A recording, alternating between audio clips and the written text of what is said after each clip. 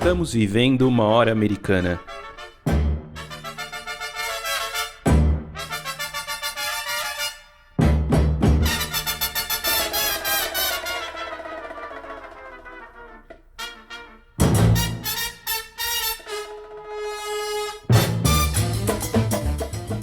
Sejam bem-vindos ao podcast Hora Americana.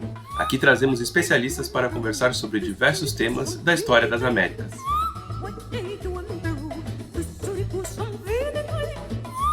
Meu nome é Caio Pedrosa e estão aqui meus companheiros Luiz Calil, Rodolfo Gautier, Priscila Pereira e André Ferreira. No episódio de hoje falaremos sobre a história dos povos Mapuche. E para conversarmos sobre esse tema, convidamos a professora Alessandra Seixlac, da UERJ, Universidade do Estado do Rio de Janeiro.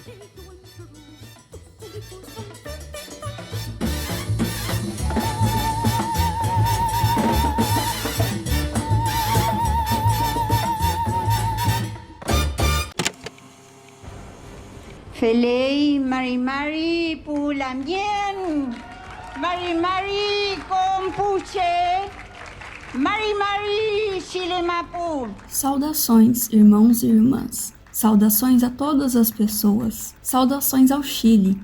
Mari Pucheta Tuluta, Picuma Puple. Saudações às pessoas que vivem nas terras do norte. Mari Pucheta Tuluta, Patagônia Ple. Saudações às pessoas que vivem na Patagônia.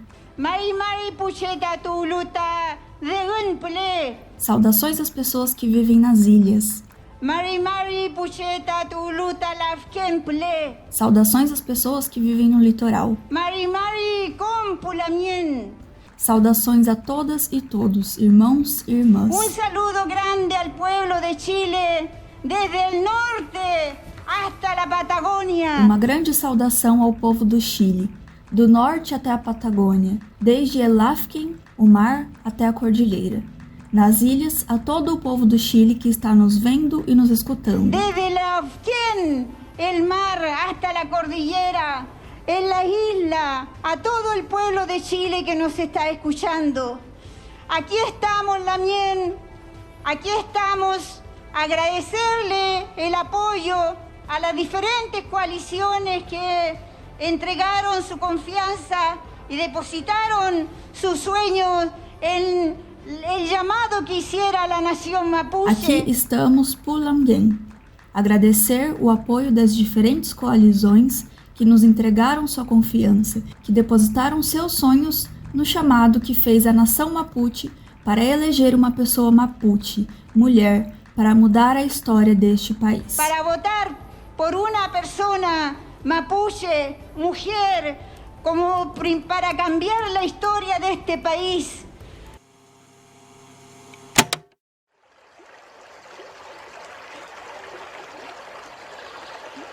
O discurso que você acabou de ouvir foi feito pela linguista e ativista mapuche Elisa Loncon, em 4 de julho de 2021, logo após a sua eleição como presidente da Convenção Constitucional Chilena.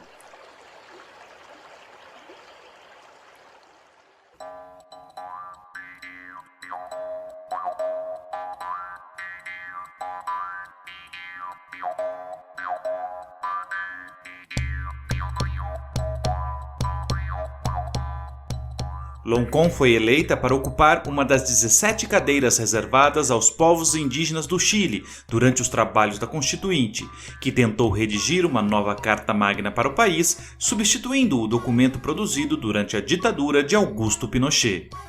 No entanto, esta primeira versão não foi aprovada pela população chilena e uma outra Constituinte está elaborando uma nova versão a ser colocada em votação. De volta ao discurso de Elisa Loncon, ela enfatiza a busca por transformar o Chile em um país intercultural e plurinacional, que respeitaria os direitos das mulheres e das crianças e cuidaria da Mãe Terra. De forma emotiva, a líder mapuche também faz questão de se referir ao seu povo, citando distintos territórios que o identificaria: as terras ao norte, a Patagônia, as ilhas e o litoral.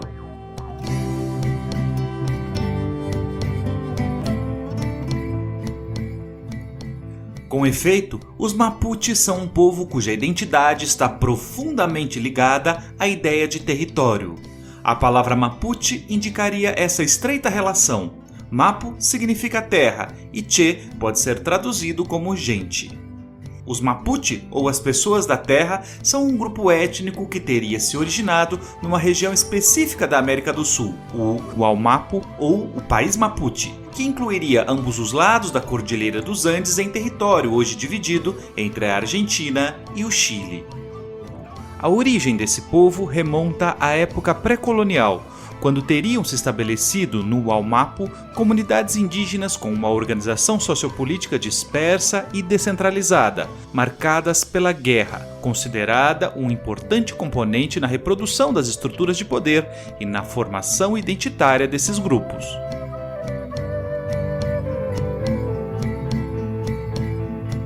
A partir do século XIV, a região passou a abrigar um dos maiores impérios do continente americano. Às margens dos rios Biobío e Tolten, os incas passaram a se referir a esses grupos como Aucas ou Purum Aucas, termo que em quechua significa rebelde, inimigo, selvagem.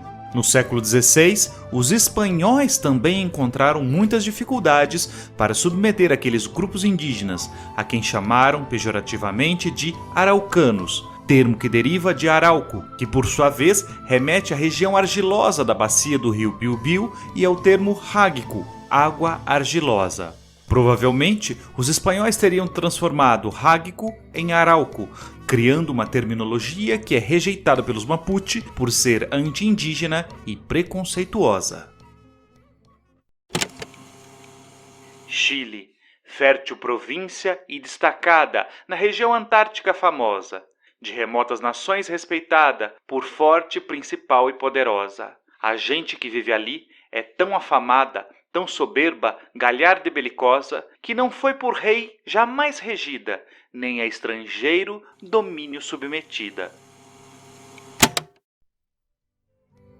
Os versos que você acabou de ouvir foram extraídos do poema épico La Araucana, escrito pelo espanhol Alonso de Ercilla y Zúñiga, entre 1569 e 1589.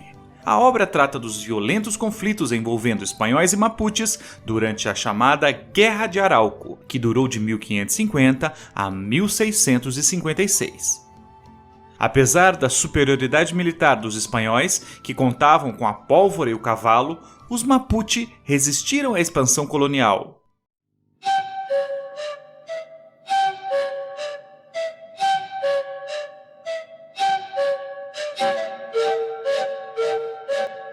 Em La Araucana, Alonso Ercilla demonstra admiração pela bravura dos indígenas, chegando a retratar chefes mapuches como Lautaro e Caupolicán como heróis greco-romanos. No entanto, o espanhol não escondeu o seu espanto com a ferocidade daqueles povos, considerados por ele como bárbaros, sem rei, sem fé e sem lei. Com o fim da Guerra de Arauco, iniciou-se uma política de conquista dirigida aos Mapuche pelas autoridades coloniais.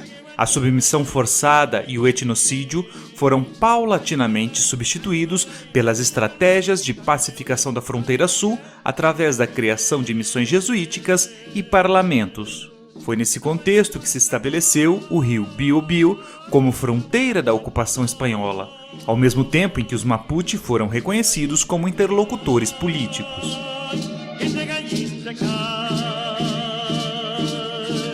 Em todos esses eventos e documentos, no entanto, não há referência ao termo Mapuche, que surge apenas em fins do século XVIII para se referir a uma nova identidade étnica, nascida em um ambiente marcado pela resistência aos avanços espanhóis. Segundo o antropólogo Guilherme Bocara, o termo Mapuche começou a ser utilizado a partir de 1760. Nas palavras de Bocara, ele surgiu tanto como um produto da confrontação bélica como da negociação política com os Wingika, os não Mapuche. Isso demonstra que estamos diante de uma identidade de fronteira, gerada na relação com o outro, seja o Inca da época pré-hispânica, o colonizador espanhol ou os estados nacionais pós-independência.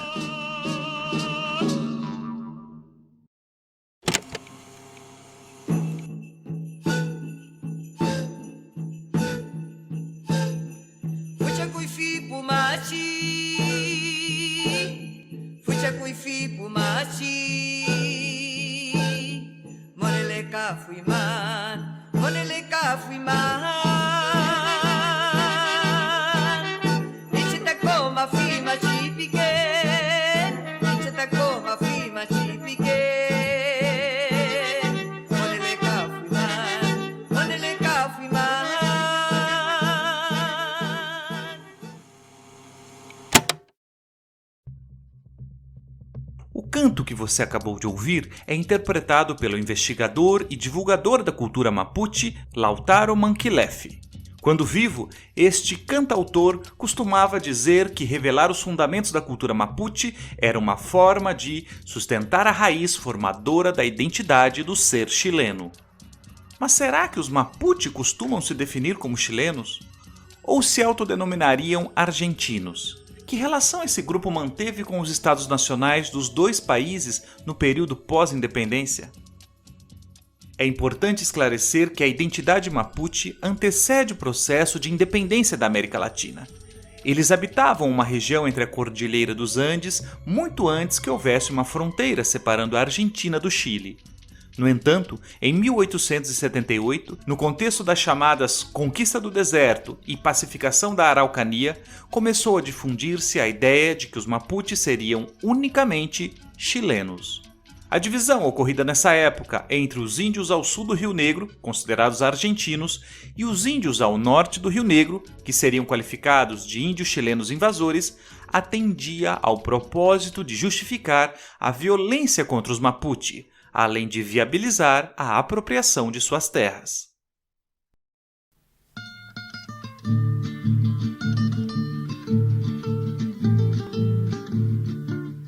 Na atualidade, muitos mapuches afirmam que a pergunta sobre sua suposta procedência argentina ou chilena é uma falsa questão que impede que suas reais demandas sejam ouvidas e atendidas. Essa pergunta também ignora a diversidade étnico-cultural desse povo, promovendo um apagamento de suas origens e de sua história. Não podemos nos esquecer que o Wallmapu abarcava um território que ia do Oceano Atlântico ao Pacífico, incluindo as atuais províncias argentinas de Buenos Aires, La Pampa, Neuquén, Rio Negro e Chubut, além das regiões de Biobío, Araucania, Los Rios e parte dos lagos no Chile. Trata-se de um povo que sofreu muitas violências ao longo de sua história e foi particularmente fustigado pelos governos centrais.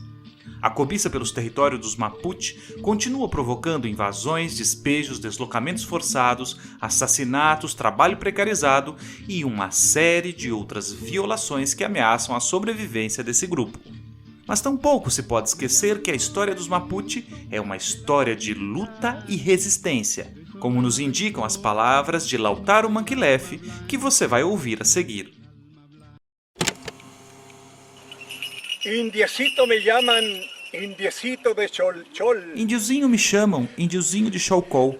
Pobre tenho a cara pelo vento e pelo sol. Pobre tengo la cara por el viento y por el sol. Mi apariencia no dice lo que en el fondo yo soy. Minha aparência não diz o que no fundo eu sou.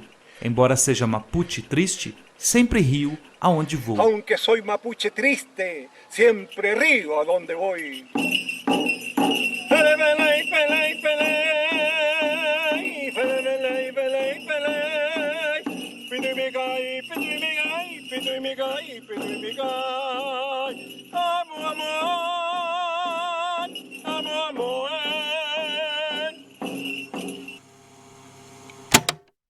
Quem eram os povos que habitavam o Wallmapu? Que relações estabeleceram com outros grupos humanos ao longo de sua história? Como podemos compreender a constituição de uma identidade mapuche ao longo do tempo? De que maneira a constituição dos Estados Nacionais impactou os modos de vida desse grupo étnico? O que os Mapuche reivindicam nos dias de hoje? Para responder a essas e outras questões, convidamos Alessandra Gonçalves de Carvalho Seixlac, professora adjunta de História da América da UERJ, Universidade do Estado do Rio de Janeiro. Antes, porém, vamos com a Priscila, que traz a dica da hora desta semana.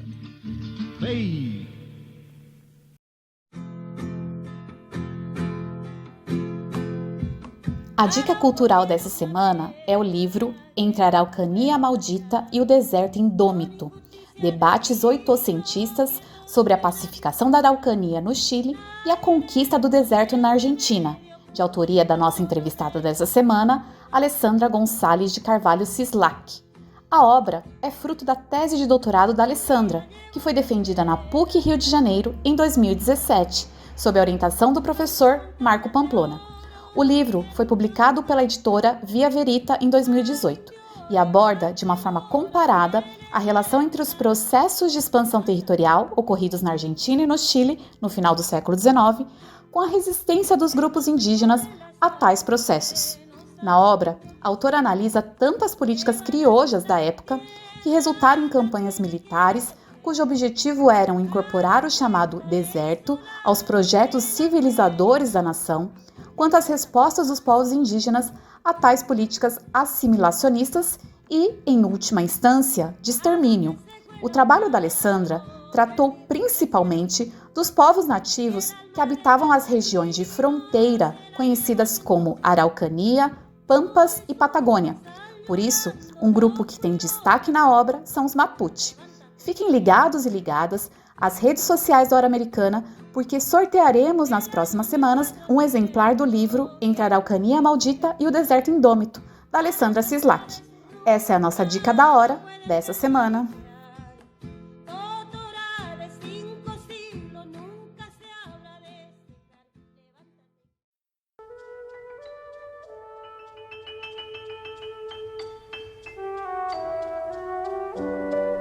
Você está ouvindo Hora Americana.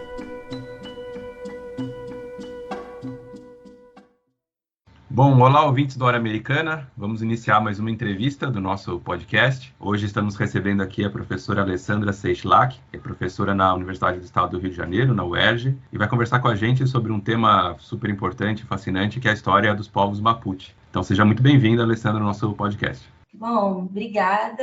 Eu gostaria de agradecer profundamente esse convite para participar do Hora Americana, que para mim é uma das iniciativas, acho que mais interessantes de difusão do conhecimento historiográfico e que possui, ao meu ver, um potencial pedagógico e acadêmico imenso. Então é um prazer estar aqui falando com vocês sobre um tema tão caro, tão essencial, eu diria, né, que é a questão indígena na América do Sul. Eu acho que é um tema que precisa ser problematizado, complexificado, debatido. Então, agradeço bastante. Alessandra, para a gente começar a falar sobre os Mapuche, eu acho que vale a pena a gente recuar um pouco no tempo e pensar o período anterior ao próprio surgimento do que a gente poderia chamar dos Mapuche. Você poderia falar um pouco para a gente quais que eram os grupos indígenas que habitavam essa região da América do Sul, que região é essa da América do Sul, né? E como que esses grupos se relacionavam entre si e também se eles tinham relações com outras partes da América, já que existe uma interpretação que é bem recorrente, né? Que tende a ver esse pedaço da América do Sul como muito isolado, como muito distante dos territórios vizinhos, pela questão geográfica, cultural, etc.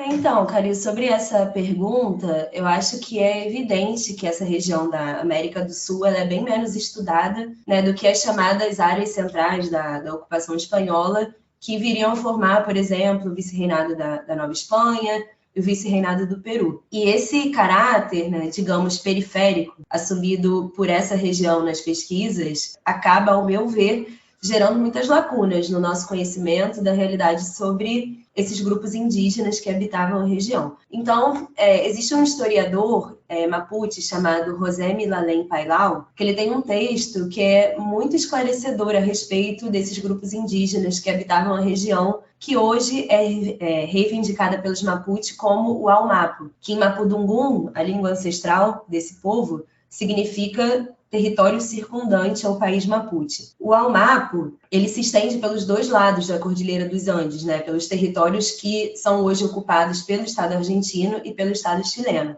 E ele é composto, na perspectiva indígena, por duas porções, por assim dizer. O Pueu-Mapo, que seria a porção leste, e o Gulu-Mapo, que seria a porção oeste. E aí o José Milalem Pailao, ele vai destacar nesse texto que desde o período pré-hispânico, esses grupos indígenas eles tinham, de certa forma, um espaço territorial claramente estabelecido e, em certa medida, delimitado, que ordenava todos os elementos constitutivos da sua cultura material e espiritual. Então, além de uma unidade linguística, atrelada ao Mapudungun, né, a língua ancestral, que era falada em variantes dialetais, eu acho que um dos aspectos talvez mais importantes que orientava e que continua orientando esses povos é o território, que é considerado por eles o fundamento da existência. Então, eu poderia dizer que existe para esses grupos uma relação inseparável entre o que eles vão chamar da pessoa, que é o Che, e o Mapu, que seria o território. Mas o território não apenas no sentido da terra como uma matéria, né? Mas o território como algo que vai se aplicar a várias dimensões da vida no universo, interconectando tudo, interconectando sobretudo aquilo que nós costumamos chamar de uma forma muito dicotômica de natureza e cultura. Então, esse mundo indígena pré-hispânico, ele tem essa característica muito marcante da questão do território, e ele tem uma outra característica que eu considero importante, que é o fato de que ele não possuía um caráter piramidal ou um caráter estatal, ou seja, não havia um poder político centralizado. Tampouco havia um etnônimo, um nome comum que denominasse coletivamente esse grupo indígena. Então, esse mundo indígena ele vai ser constituído por unidades territoriais que tinham, por assim dizer, né, formas de expressão sociopolítica mais básicas, como o Lof e o Rewe, e formas de expressão sociopolítica mais amplas, como o Butalmapu ou o Futalmapu. Então, só para os ouvintes terem uma ideia, né, de como essas formas de organização estavam instituídas, o LOF ele era a instância com jurisdição para discutir e definir assuntos internos, assim como relações externas, e ele era encabeçado pela figura do cabeça ou chefe, que em Mapudungun nós vamos chamar de lonco. E esse cabeça ou chefe, ele tinha duas características principais. Ele tinha o dom da oratória e ele era um grande guerreiro, um Weixaf. Já o Rewe, ele era composto pela articulação de vários Lof a partir de relações mais permanentes, como aquelas estabelecidas pelos vínculos matrimoniais e pelos laços familiares. Então, voltando à questão mencionada anteriormente, essa questão da importância do território para esses grupos indígenas, como eu mencionei, né, a expressão sociopolítica mais ampla desse mundo indígena era o Futalmapu. Então, no período pré-hispânico, cada Futalmapu tinha uma identidade coletiva, mais ou menos homogênea, e essa identidade decorria do compartilhamento de um piso ecológico com características semelhantes. Então, isso é bem interessante. A identidade coletiva, ela está totalmente atrelada à relação terra-homem-natureza. Ou seja, eram vários os Futalmapu que compunham o Puelmapu e o Gulumapu. Só a título de ilustração, porque eu acho que fica mais didático, né? Os indígenas do Gulumapu que viviam na costa, eles se autodenominavam Lafkense, porque o mar, que em Mapudungun é chamado de Lafken, era o principal elemento que identificava territorialmente a população. Já os que viviam nas proximidades da Cordilheira dos Andes, eles se autodenominavam Peuenses. Por quê? Porque eles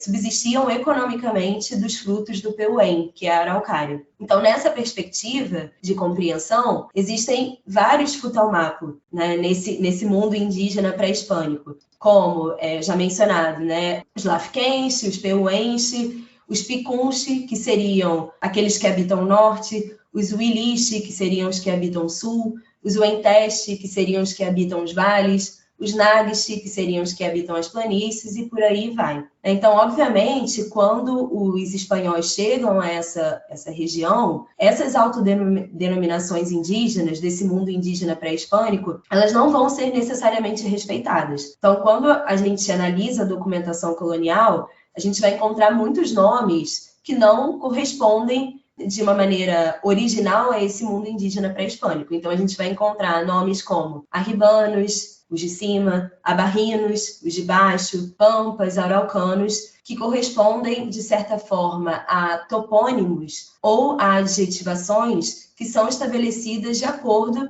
com o comportamento dos grupos indígenas em relação ao invasor. Além disso, eu acho que é importante destacar que essas autodenominações indígenas, elas também vão sofrer mudanças provocadas por elementos exógenos e endógenos. Então, acho que o mundo indígena pré-hispânico, né, ele estava organizado mais ou menos dessa forma, segundo a perspectiva do José Milanén Pailao. E aí, sobre a outra parte da pergunta, sobre a forma como esses grupos indígenas do Waumapu se relacionavam com outras partes da América, eu acho que é importante romper com a ideia de isolamento, né? E aí eu explico. Na minha visão, existe uma diferença entre isolamento e delimitação das fronteiras e do território. Então, é evidente que esses grupos indígenas desenvolveram, frente à expansão incaica, a expansão do Tawantinsuyo, uma noção do outro. Eles tinham uma identidade coletiva, né? Então, esse outro, para esses indígenas, vai ser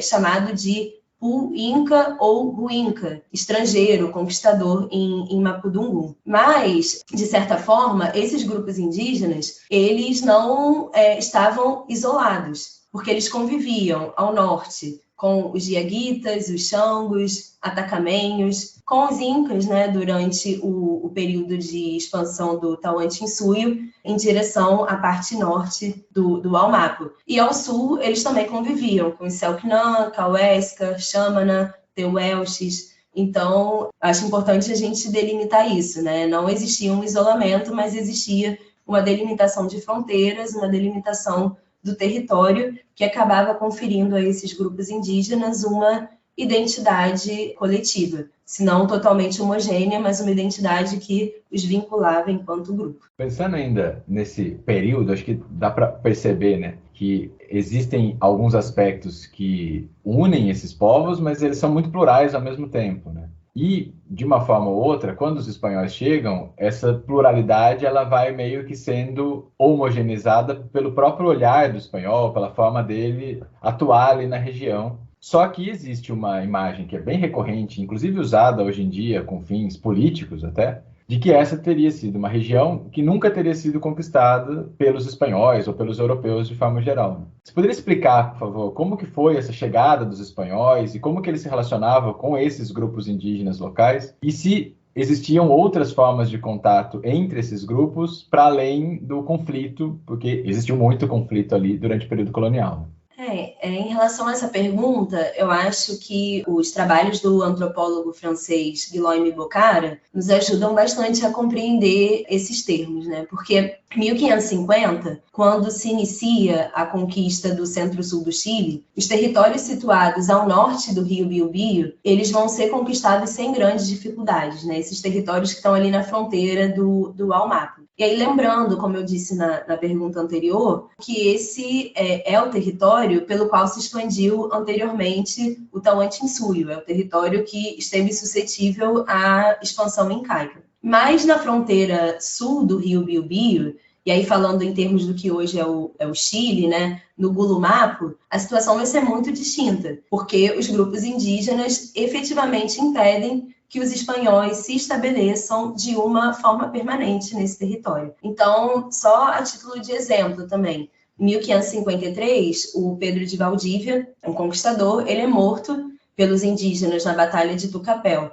Em 1598, os indígenas eles vão saquear e destruir os 7 assentamentos coloniais que os espanhóis haviam estabelecido ali na fronteira do rio Biobío, e eles executam o governador Martim de Loyola, obrigando os espanhóis efetivamente a se retirarem dessa porção do território e a retornar para essa fronteira do rio Biobío, que vai se tornar, de uma forma muito clara, a fronteira sul do Reino do Chile. Os episódios dessa guerra eles são retratados pelo Alonso de Ercilha no poema La Araucana, né, um poema épico, e as ruínas de uma dessas cidades que haviam sido estabelecidas, a cidade de Vila Rica, essas ruínas vão se transformar em um elemento simbólico bastante significativo da resistência indígena. Então, até mais ou menos 1655, nós podemos falar, sim, de um conflito, de um período de confronto bélico intenso entre indígenas e espanhóis, que vai ser conhecido pela historiografia e pela antropologia como Guerra de Maloca ou dos Malones. Então, os indígenas, nesse momento, né, de guerra intensa, eles veem as suas plantações, as suas moradias sendo aniquiladas, eles vão ser capturados, vão ser reduzidos à escravidão. Em contrapartida, estamos falando de uma guerra, com o auxílio dos cavalos, esses indígenas invadem o território espanhol, eles se apropriam dos animais, como o gado, como os próprios cavalos, fazem cativos, e esses elementos, né, o gado, os cavalos, que vão sendo os próprios cativos que vão sendo feitos, eles acabam se transformando pouco a pouco em elementos de status simbólico e econômico dos povos indígenas. E aí eu faço uma ressalva aqui, né? Porque a instituição da guerra, a prática da guerra, não era um elemento estranho a essas sociedades indígenas. Desde tempos pré-hispânicos, a guerra ela vai ser um feito que intervinha na produção e na reprodução material e simbólica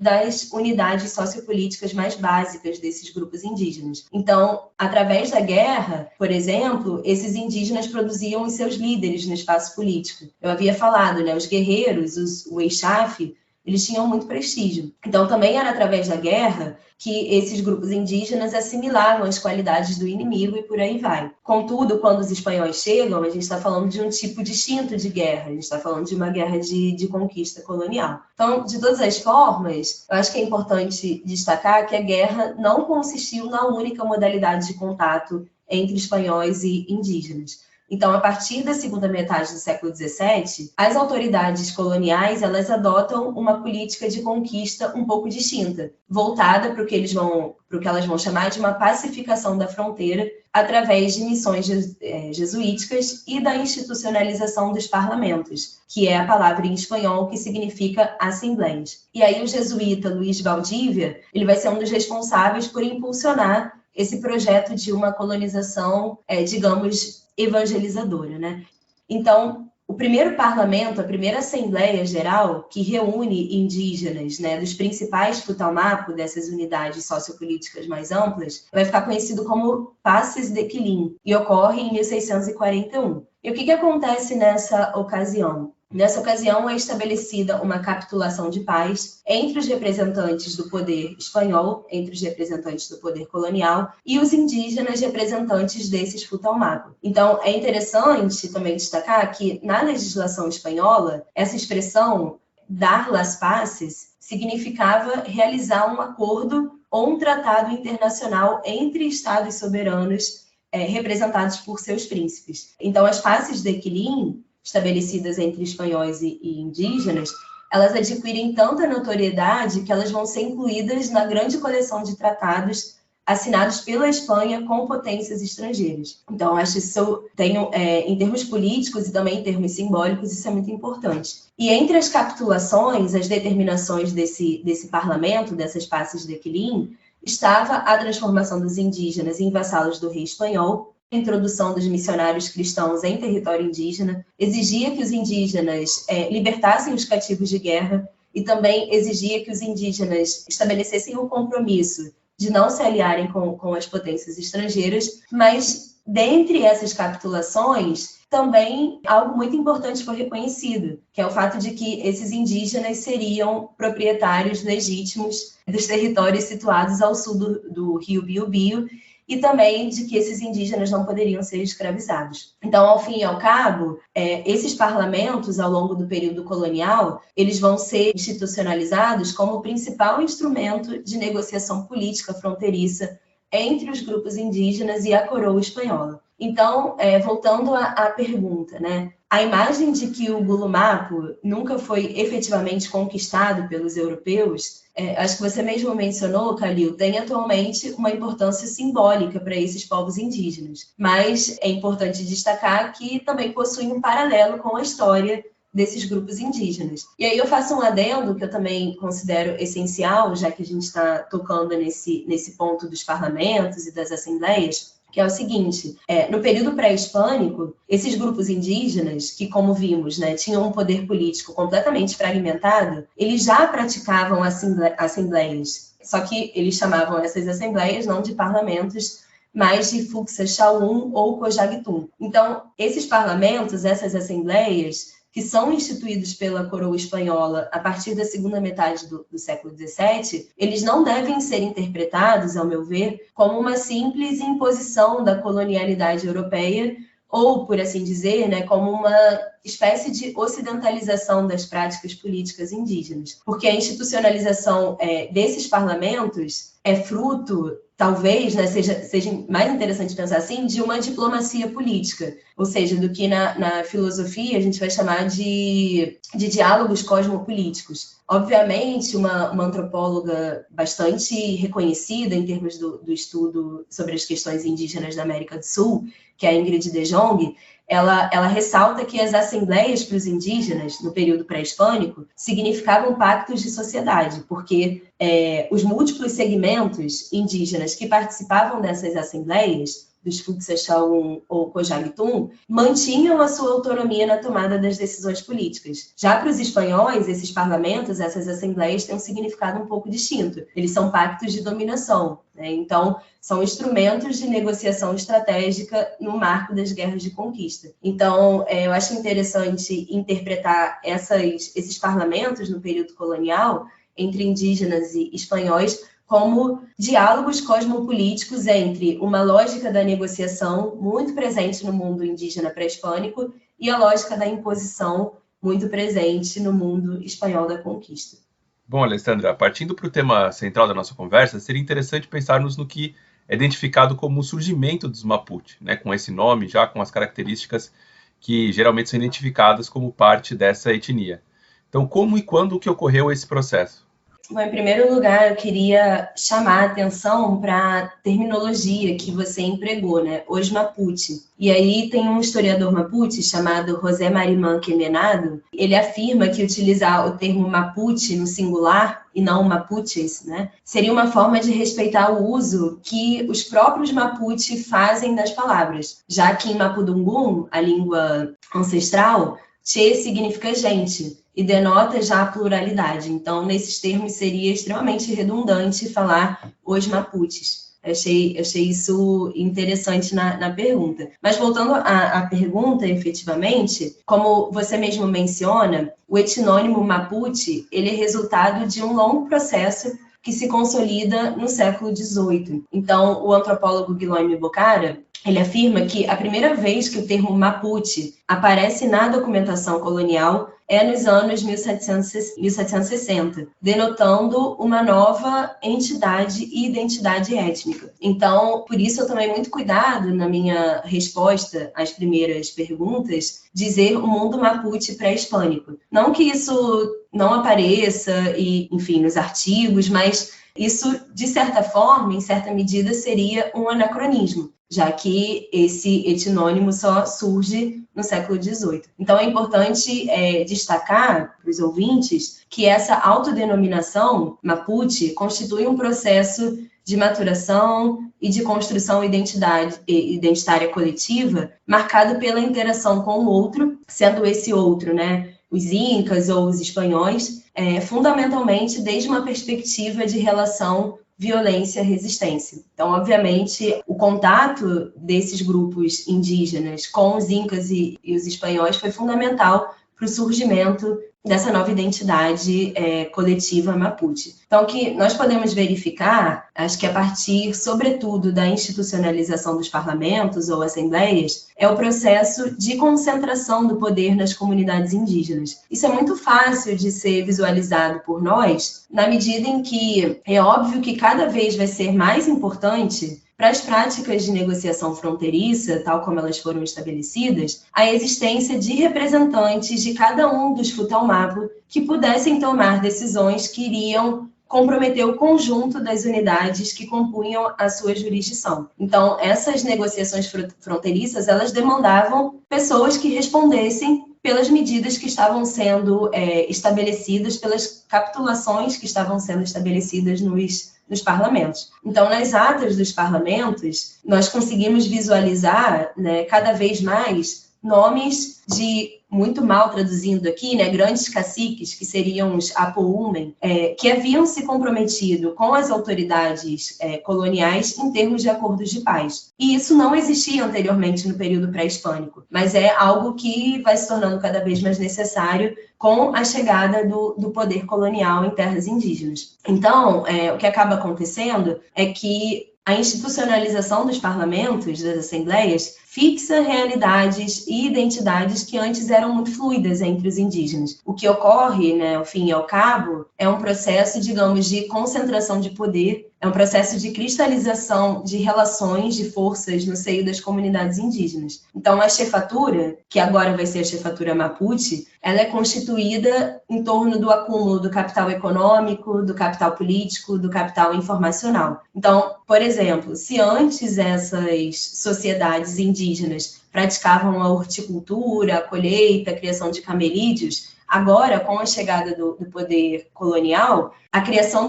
do gado não autóctone, os malones, que vão ser as invasões às propriedades, o comércio de ponchos, o artesanato em barro, todas essas práticas acabam se tornando aspectos importantíssimos para o acúmulo de capital econômico, político e etc. E essa chefatura Mapuche, embora ela não exerça um poder coercitivo absoluto, né, lembrando, a gente não está falando aqui de uma sociedade com um poder estatal, essa chefatura, ela concentra na sua figura todas as funções de organização da sociedade indígena que antes, no período pré-hispânico, cabiam a pessoas muito distintas. Então, nesse aspecto, é importante lembrar que no período pré-hispânico, essas sociedades indígenas tinham um modo de ser mais vinculado a princípios como igualdade, reciprocidade, redistribuição, horizontalidade. E todos esses princípios impedem, de certa forma, práticas vinculadas à verticalização do poder, à hierarquização e etc., né? Assim como a estratificação social e a acumulação de recursos em poucas mãos. Então, há uma mudança significativa nesse contexto que possibilita o surgimento dessa identidade Mapuche. E aí eu acho importante também frisar, para quem nos escuta, um último aspecto em relação a esse ponto. Existe uma disputa simbólica entre o termo araucano, que é uma denominação atribuída pelos espanhóis, é uma denominação que não existia entre esses grupos indígenas, e o termo Mapuche. Como a gente viu, né, o termo Mapuche é fruto de um processo criativo endógeno a essas comunidades, embora influenciado por elementos externos, como a presença espanhola. Então, para citar um exemplo dessa disputa entre esses termos, em abril de 2022, o historiador chileno Sérgio Villa-Lobos, que é bastante conhecido por suas declarações anti-indígenas, ele publicou no jornal El Mercúrio uma coluna intitulada Costumes Araucanos. E nessa coluna, o historiador faz inúmeras referências aos grupos indígenas do Gulumapo e ressalta que esses povos, né, na visão dele, seriam povos sem justiça, que praticavam canibalismo, esquartejamento e que atualmente praticam crimes, incêndios e atos de delinquência, estando assim distantes do que ele chama de uma civilização. Então, o que eu acho que a gente pode visualizar aqui é que o termo araucano pode possuir um claro viés anti-indígena no Chile atualmente. Então, acho que enquanto historiadores, né, enquanto membros da sociedade em geral, é importante nós termos essa dimensão de que as palavras, elas possuem um sentido, elas enobrecem, mas elas também destroem, né? Então, é preciso ter cuidado com o uso das palavras. Embora a gente encontre essa denominação araucano, o mais certo seria falar atualmente os Mapuche.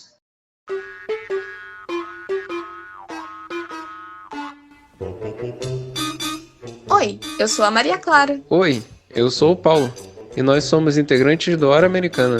Gostaríamos de te convidar para conferir os conteúdos publicados das nossas redes. Afinal, o episódio nunca acaba nessa horinha aqui. Muitas das temáticas e dicas mencionadas por nossos convidados e convidadas serão retomadas por lá, e praticamente todo dia tem postagem nova. Então é isso. Nos acompanhe também nas redes sociais do Hora Americana e não se esqueça de nos avaliar nas plataformas de áudio. Encontramos vocês lá.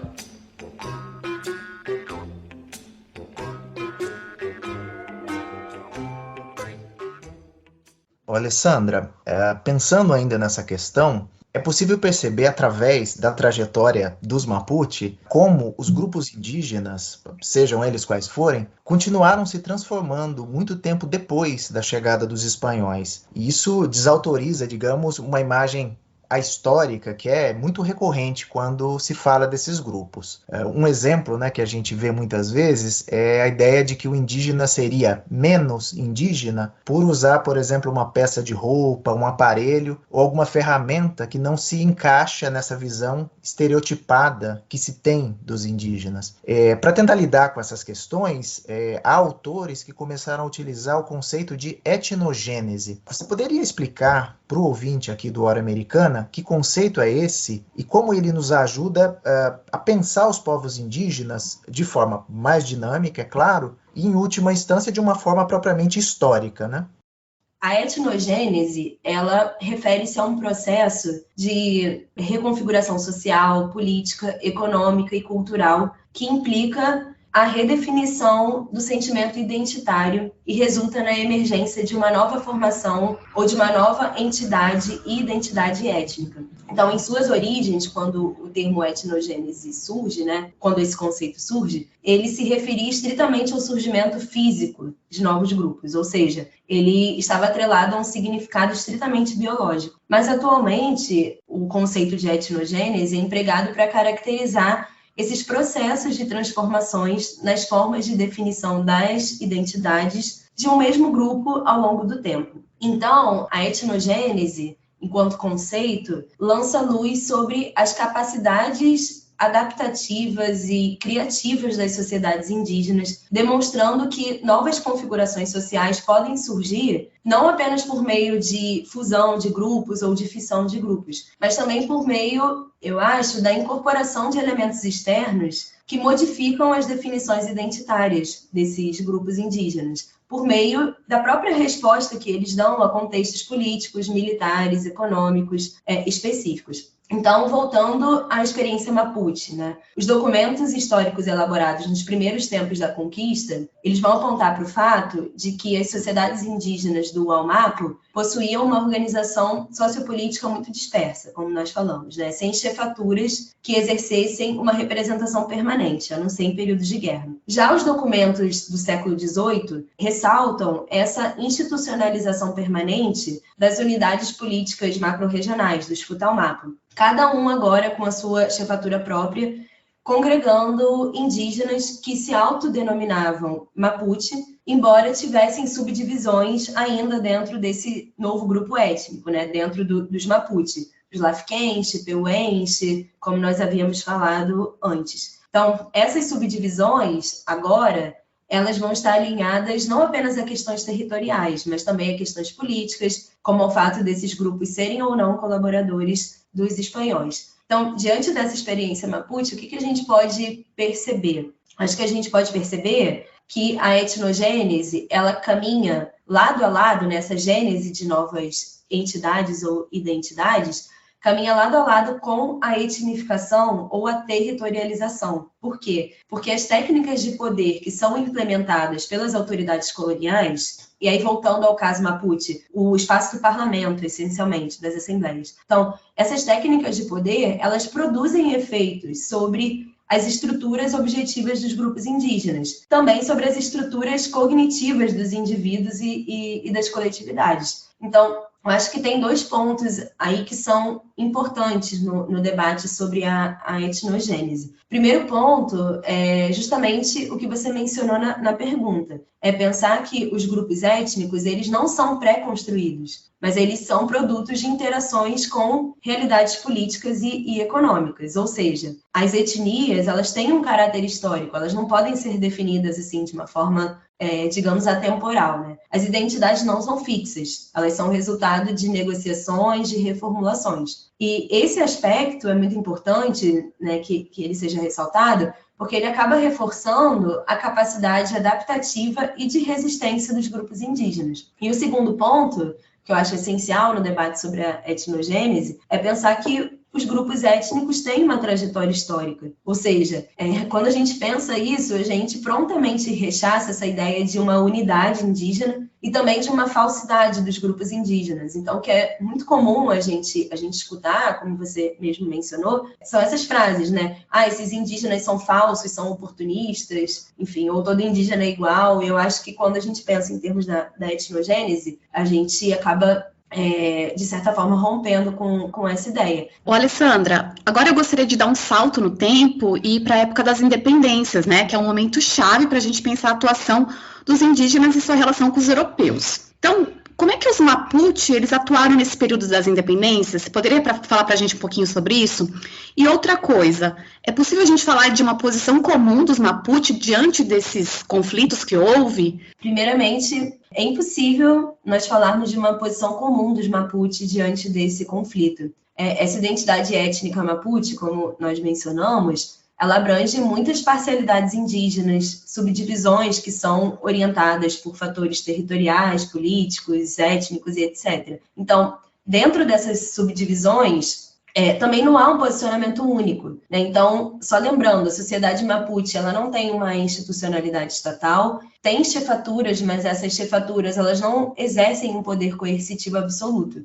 Que é muito difícil, quando a gente pensa em questões indígenas na história, eu acho que tem uma grande dificuldade, que é a dificuldade de nós incorrermos em uma chance de simplificação ou de pouca complexificação desse debate, né? Então, não houve um posicionamento único. De todas as formas, falando em termos do Gulumapo, do território que hoje é associado ao Estado chileno, é possível, sim, afirmar que muitos grupos indígenas se aliaram aos realistas, mantendo aqueles compromissos que foram contraídos com os espanhóis no período colonial e combatendo os patriotas num conflito que ficou conhecido pela historiografia como Guerra à Morte, né? Essa informação, à primeira vista, ela pode ser interpretada como uma espécie de ingenuidade dos indígenas, mas, na realidade, eu acho que ela revela a profunda consciência política que esses indígenas têm, né, e tinham, porque, na lógica indígena, seria muito mais conveniente e inteligente reforçar os acordos reafirmados com as autoridades espanholas nos parlamentos, nas assembleias, do que se aventurar numa aliança com os crioulos, uma aliança sem precedentes. E aí, só para nós termos uma ideia concreta,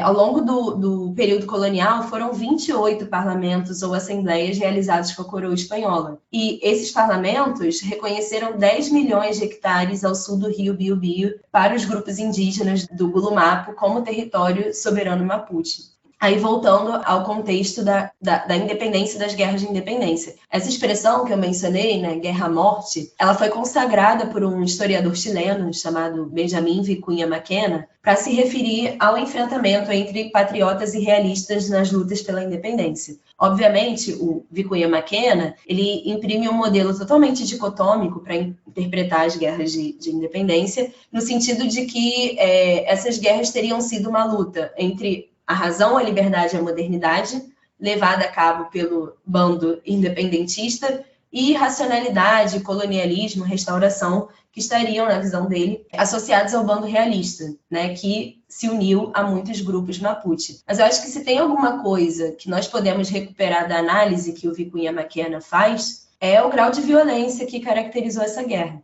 Então, essa violência, ela é tamanha que ela acentua um processo que já vinha ocorrendo desde a presença espanhola no Gulumapo, que é a gênese, a construção de um espaço fronteiriço Gulu-Puelmapo, ou seja, Arauco-Pampiano-Patagônico, né? Ou seja, entre Araucania, Pampas e Patagônia, que vai articular os territórios e as populações indígenas e também espanholas em termos políticos, econômicos e culturais. Então, esse processo, baseado na multiplicação dos contatos, das redes parentais e dos circuitos de comércio de gado entre as populações indígenas de ambos os lados da Cordilheira dos Andes, havia começado antes da Guerra à Morte, mas acentua muito com a violência da Guerra de Independência e com as migrações de grupos Mapuche do Gulumapo para o Puelmapo, na porção oriental da Cordilheira dos Andes. Então, a partir desse momento específico do século XIX, começam a se estabelecer alianças políticas estáveis entre as parcialidades indígenas de ambos os lados da Cordilheira. Então, essas migrações Mapuche, como nós vínhamos comentando anteriormente,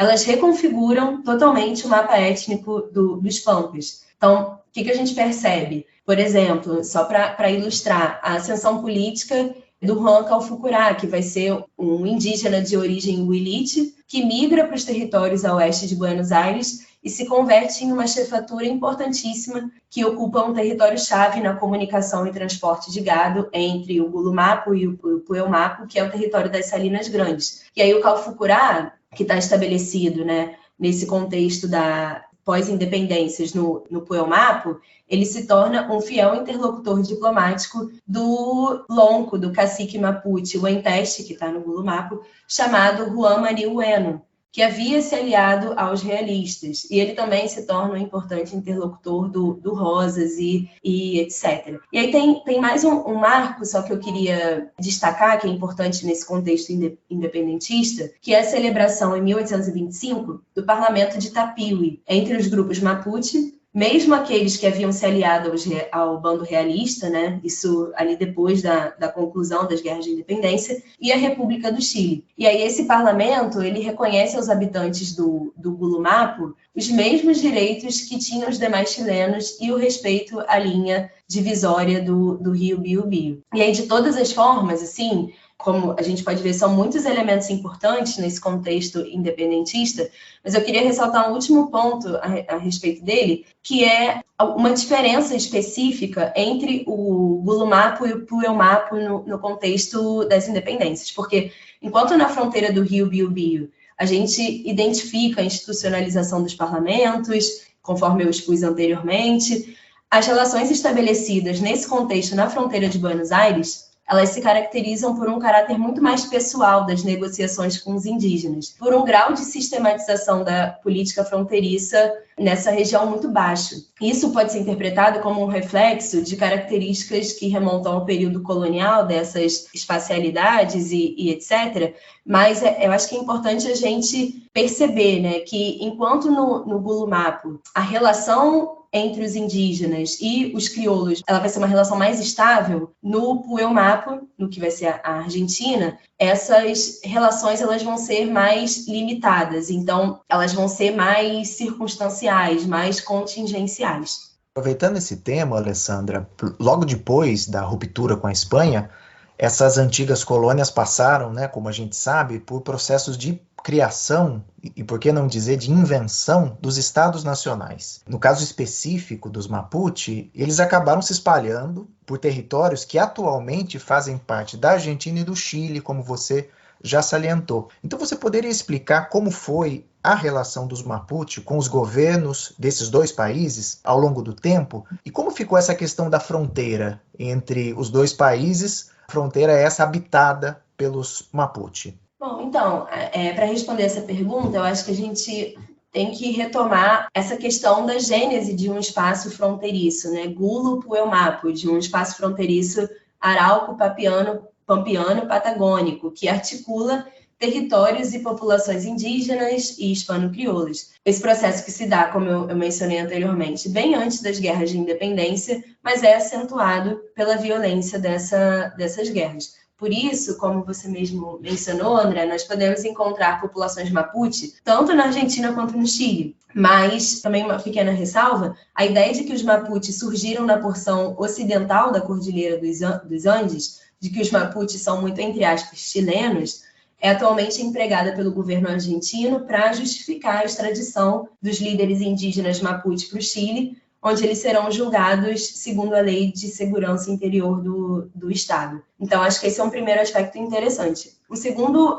aspecto interessante é a arbitrariedade do estabelecimento das fronteiras nacionais. Então, esse espaço fronteiriço é, na prática, extremamente móvel, né? Ele é um espaço de contato inter- e intraétnico. Então, quando nós falamos dos Mapuche, as fronteiras do Ualmapu, elas devem ser compreendidas como um espaço social amplo, permeável, caracterizado por relações culturais, políticas, econômicas que se desenvolveram entre os diversos agentes sociais que estavam em jogo. feitas essas ressalvas, retomando a parte central da sua pergunta, a respeito da relação dos Mapuche com os governos da Argentina e do Chile. Eu vou aprofundar um pouco o que eu vinha falando anteriormente. Existem algumas especificidades, né? No caso do Rio da Prata, o Juan Manuel de Rosas, ele estabelece ao longo do seu governo uma política chamada Negócio Pacífico de Índios, que vai ser uma política de negociação diplomática. E essa política funcionava da seguinte forma: o Rosas, ele estabelecia acordos com os índios aliados, eu estou usando aqui a terminologia da documentação, né? Que mantinham sua autonomia territorial,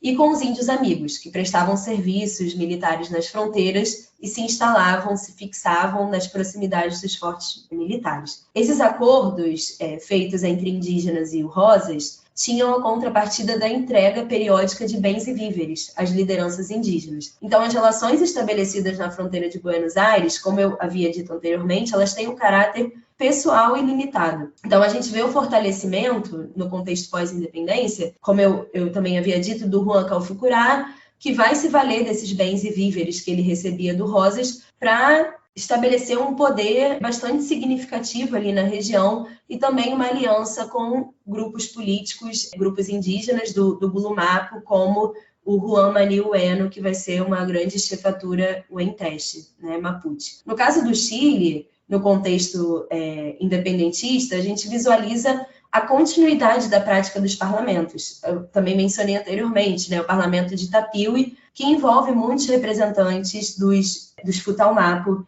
Mapuche. A gente visualiza também um esforço interessante do Bernardo O'Higgins, que, enquanto diretor supremo do Estado chileno, ele tenta construir uma aliança com o que ele vai chamar de um Estado Mapuche, né? E ele busca o reconhecimento dos indígenas como cidadãos chilenos e livres como os demais habitantes do território. Mas aí, eu acho que se tem uma coisa, né? Falei até agora sobre as diferenças, mas se tem algo que une a questão de fronteira nessas duas experiências históricas, da construção do Estado chileno e do Estado argentino, é o delineamento, a partir de meados do século XIX, do que o historiador chileno Jorge Pinto Rodrigues vai chamar de ideologias de ocupação. Então, essas ideologias de ocupação, elas vão buscar fundamentar e legitimar a organização das ofensivas militares destinadas à incorporação do Puelmapo e do Gulumapo à jurisdição dos Estados nacionais em gestação. Então, elas convertem essas zonas de contato, que antes eram muito fluidas, em limites antagônicos, ou seja, em espaços de enfrentamento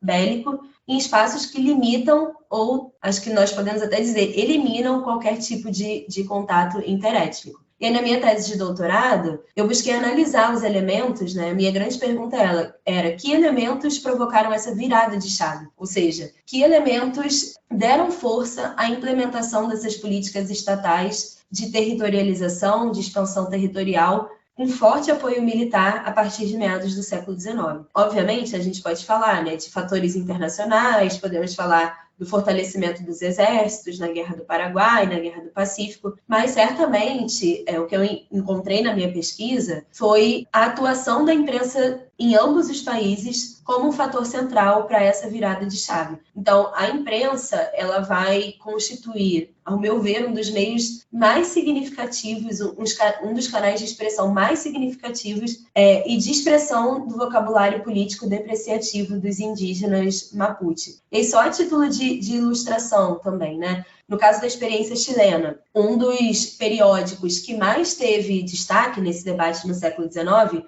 foi o Mercúrio de Valparaíso. E aí, o Mercúrio, no século XIX, ele desenvolve inúmeras estratégias discursivas direcionadas à produção de representações, na maior parte das vezes, completamente negativas sobre os Mapuche. E aí eu separei aqui alguns trechos que podem ser encontrados nesse jornal a partir de meados do século XIX, né? Por exemplo, a conquista de Arauco é a verdadeira cruzada chilena, ou a Araucania se levanta hoje contra o Chile, mas amanhã o Chile lançará o seu braço de ferro sobre os índios imprudentes para reduzi-los à impotência, ao nada, e para fazer desaparecer de seu território uma horda de bandidos rebeldes contra a luz da razão e da verdade. Então, é esse vocabulário que começa a ser disseminado pela imprensa, tanto na Argentina quanto no Chile. E aí, um último comentário também que eu acho importante, já que nós falamos da diferença Mapuche-Araucano,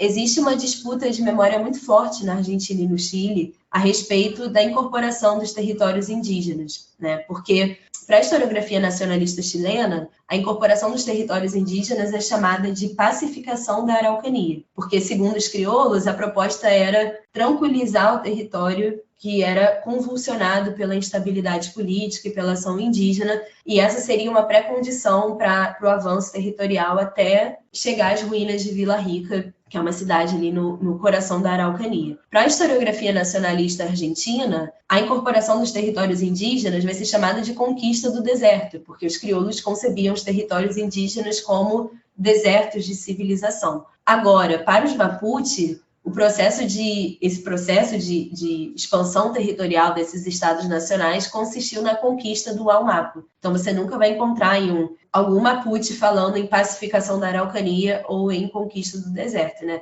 Então, mais uma vez aqui, eu acho que nós estamos falando do poder político e simbólico das palavras, dos conceitos e etc.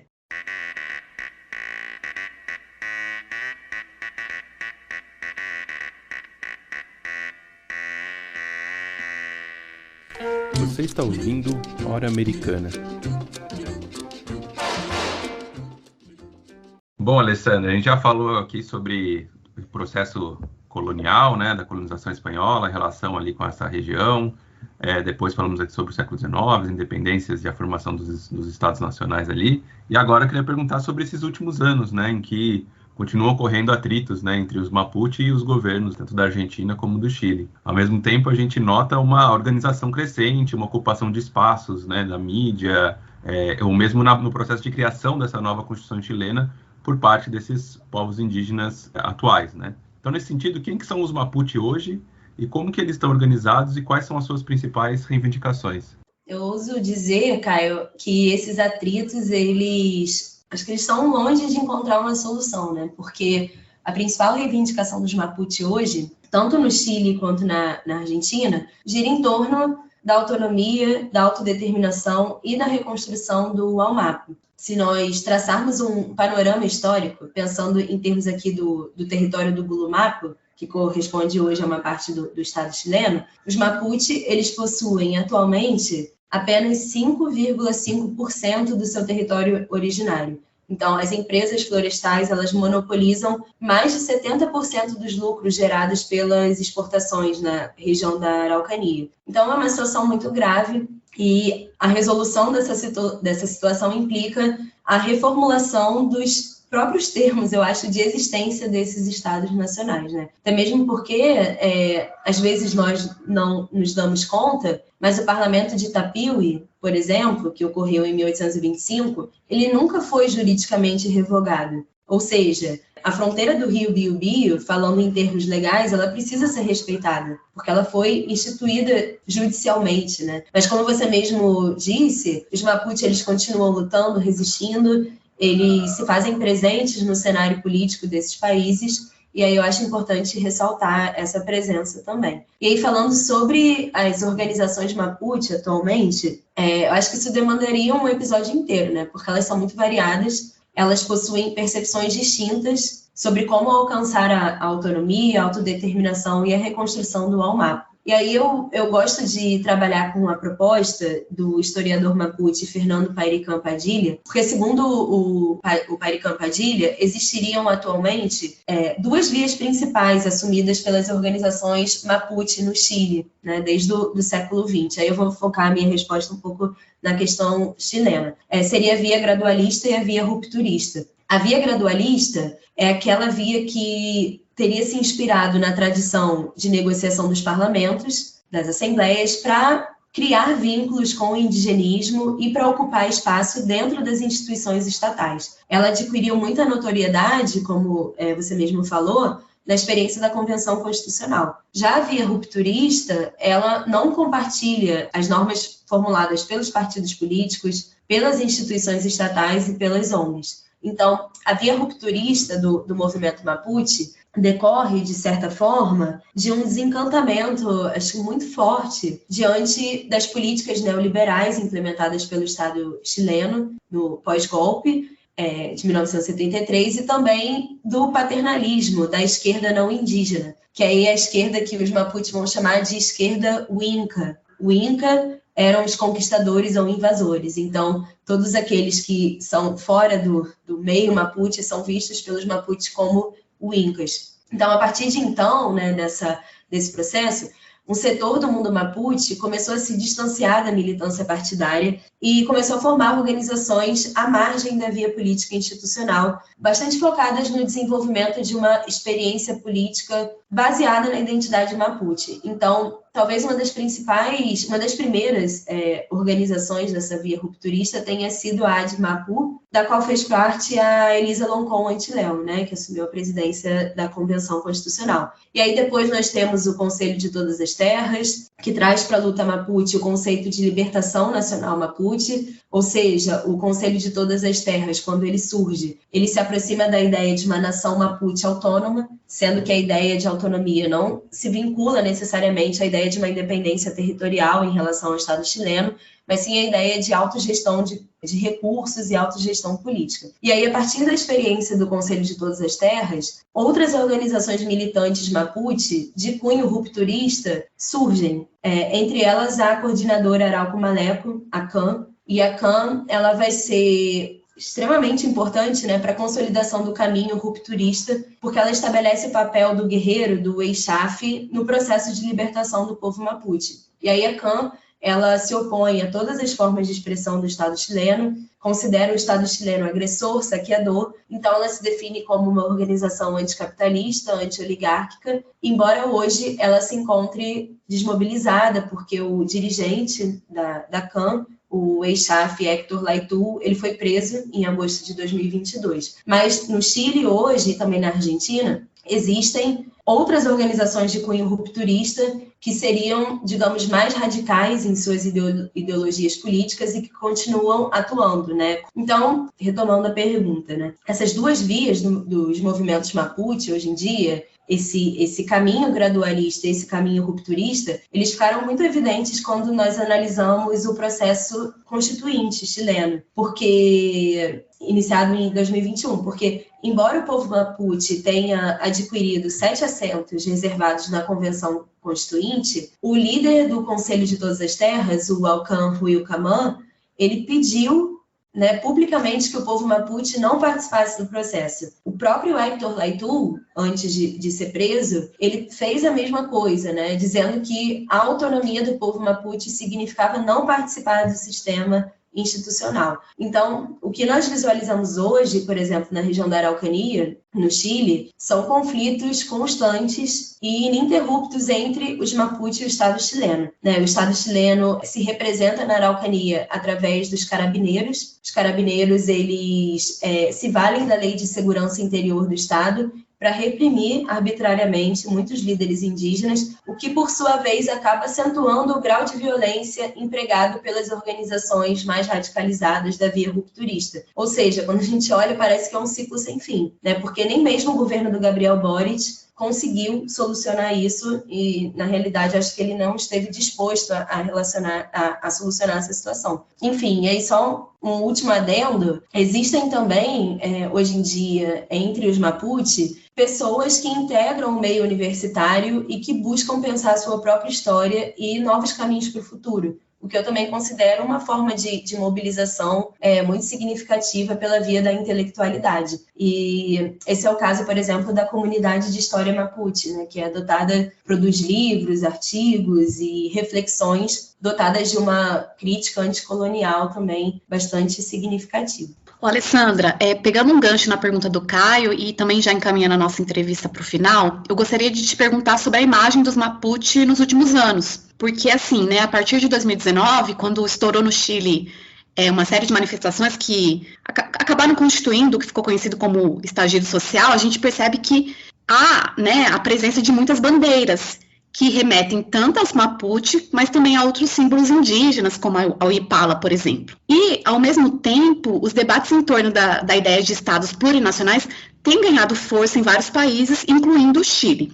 Então, nesse sentido, como é que a gente pode pensar a atuação dos Mapuche e não apenas a atuação desse grupo étnico, né? Eu também queria te perguntar sobre, até no sentido mais amplo, sobre as reapropriações que vêm sendo feitas de um passado indígena e a relação disso com as identidades nacionais. Então, é isso que eu gostaria de perguntar. Obrigada, Alessandra. Então, Priscila, certamente o Estalido Social de 2019, né, no Estalido Social, 2 imagens que estavam atreladas diretamente aos Mapuche se fizeram presentes. Primeiro, como você mesma disse, a UENUFOI, que é a bandeira Mapuche, aquela que foi colocada no topo da estátua do general Baquedano, em Santiago, se tornou aquela fotografia clássica do Estalido Social. Mas além da UENUFOI, também havia uma imagem circulando, que era a imagem do ex-chefe Camilo Catrillanca, que foi assassinado em 2018 pelos carabineiros. Então, acho que a presença dessas imagens nas manifestações, sobretudo aquelas ocorridas em Santiago e Temuco, aponta, acho que tanto para a atuação direta de grupos Mapuche nos movimentos, mas também para a recuperação por uma parcela da sociedade chilena do simbolismo que associa o povo Mapuche à ideia de luta e à ideia de resistência. Então, a gente não pode esquecer, né, que o Estalido Social foi resultado dessa crise do neoliberalismo e desse modelo de democracia restringida e tutelada. Então, a memória Mapuche ela é recuperada no Estalido Social em termos de uma memória de luta contra a opressão. Além disso, quando a gente vê a experiência da convenção, a eleição de 7 parlamentares pertencentes ao povo Mapuche, da própria Elisa Loncon Antileu, como primeira presidenta da Convenção Constitucional, assumiu uma importância política, acho, fundamental, né? Então, apesar da via rupturista do movimento Mapuche não ter apoiado o processo constitucional, e a despeito de algumas desavenças entre os próprios Mapuche dentro desse processo e dos Mapuche com lideranças pertencentes a outros grupos étnicos, e aí eu acho interessante também mencionar, né, romper com essa ideia de unidade indígena, porque muitos grupos indígenas presentes atualmente no Chile indicaram uma possível maputização da convenção devido à superioridade numérica dos assentos reservados para os Mapuche. Acho que a despeito de tudo isso, a convenção ela surge enquanto uma proposta importante de reformulação da identidade nacional chilena, no sentido de torná-la plurinacional. E aí o eixo central dessa Carta Magna, ao meu ver, né, estava na criação de um Estado chileno plurinacional, intercultural, ecológico e etc. Né? E, obviamente, essa plurinacionalidade foi uma demanda da intelectualidade indígena, também Mapuche, mas com outros grupos indígenas envolvidos no processo, que percebe uma coisa muito básica, né? Que sem o reconhecimento legal das nações pré-existentes e de todos os seus direitos, é impossível alcançar o fim da opressão aos povos indígenas. Sem o reconhecimento da plurinacionalidade, seria impossível trazer para a Constituição uma releitura da natureza, né, do papel da natureza no Estado chileno, na medida em que, como nós vimos lá na primeira pergunta, para a própria epistemologia e ontologia Mapuche, a natureza não é uma fonte inesgotável de recursos, ela não deve ser apropriada e mercantilizada, mas sim ela é uma parte de uma relação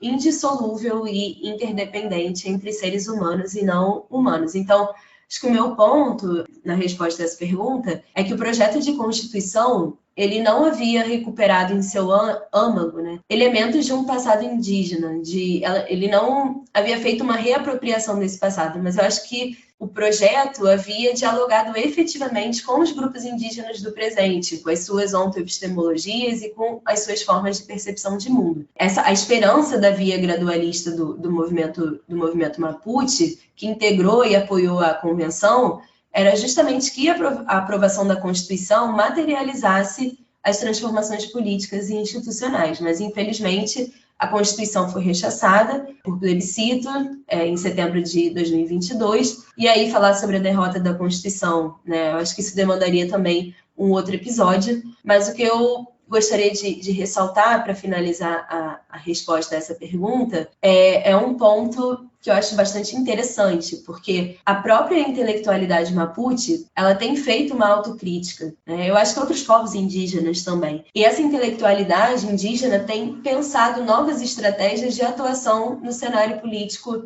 nacional, tanto no caso do Chile, Argentina, enfim, outras experiências. Mas aí falando do caso do Chile, né? Eu acho muito pertinente uma reflexão que uma antropóloga mapuche chamada Natália Caniguan faz. A Natália Caniguan é do Centro de Estudos Interculturais e Indígenas do Chile. E ela afirma que muitos conceitos presentes na Constituição, que foram definidos com base em instrumentos jurídicos internacionais, como a plurinacionalidade, etc., não estavam ligados à realidade cotidiana dos grupos indígenas e às suas reivindicações mais concretas. Porque o que os grupos indígenas queriam era saúde, educação, direitos sociais e etc., né? Então, nos termos, no pensamento da Natália Caniguan, os debates teriam sido muito elitistas, muito distanciados da realidade dos habitantes dos territórios indígenas da Araucania. E aí o que nós vemos hoje, junto com esse processo do repensar a atuação indígena no Chile, eu acho também que é um processo muito preocupante de avanço da extrema-direita, é um retrocesso no processo constitucional e também eu acho que nós vemos um afastamento entre a identidade nacional chilena e os povos indígenas. Eu não acho que a realidade da Argentina atualmente seja muito distinta, mas, enfim, né, eu acho que para não terminar a minha resposta com uma perspectiva tão triste e, enfim, pouco otimista, esses dias eu estava assistindo um episódio no YouTube de uma conversa do Krenak com o Viveiros de Castro, o Eduardo Viveiros de Castro, e aí o Krenak fala nessa conversa uma coisa que realmente traz uma certa esperança, né? Ele fala que os povos indígenas são especialistas no fim do mundo, porque o mundo, tal como eles conheciam, acabou com a chegada dos europeus, né? Mas, ao mesmo tempo, se eles viveram esse processo de fim de mundo, eles também se tornaram especialistas em criar outros mundos. Eu acho que é isso que os Mapuche têm feito e outras parcialidades indígenas também do continente americano. Eles têm produzido perspectivas de outros mundos possíveis, né? Mundos, eu acho que onde cada derrota é sofrida, como a derrota da convenção no Chile, traz também forças para uma resistência mais constante, mais vigilante e mais duradoura. Eu acho que é isso, essa resistência indígena continua a despeito, nesse contexto, de um apartamento entre essas identidades nacionais no Chile e na Argentina e essa herança ou essas heranças indígenas. Bom, Alessandra, muito obrigado. Ficou ótima entrevista. Acho que todo mundo aí ficou fascinado pela temática. Aprendemos muito, né, com suas respostas. Então, muito obrigado aqui pela sua presença no Hora Americana. É isso, eu que agradeço. Obrigada. O Hora Americana desta semana fica por aqui. Este programa é um projeto de extensão interinstitucional com membros da Universidade Estadual de Londrina, Universidade Federal Rural do Rio de Janeiro, Unicamp, Instituto Federal de Minas Gerais e Instituto Federal do Sul de Minas Gerais. O Hora Americana tem produção de Luiz Calil, Caio Pedrosa, Rodolfo Gautier, Priscila Pereira e André Ferreira. A edição é de Caio Pedrosa, Letícia Cavalcante e Carolina Corbani. Divulgação e criação de conteúdo para as redes sociais, de Paulo Gomes, Maria Clara Figueiredo e Bruna de Andrade. No episódio de hoje utilizamos as músicas Nyuki Mapu, de Ricardo Hara Herrera, Kuru Wentru, de Armando Nahuepan, Mapuche, de Eternautas, Amor Mapuche, de Lautaro Maquilhef e Arauco Tiene Una Pena, de Violeta Parra. O Hora Americana pode ser escutado nas principais plataformas de podcast, na Rádio e TV Unicamp e na Rádio do Instituto Federal de Minas Gerais. Daqui a 2 semanas, voltamos com mais um episódio. Até lá!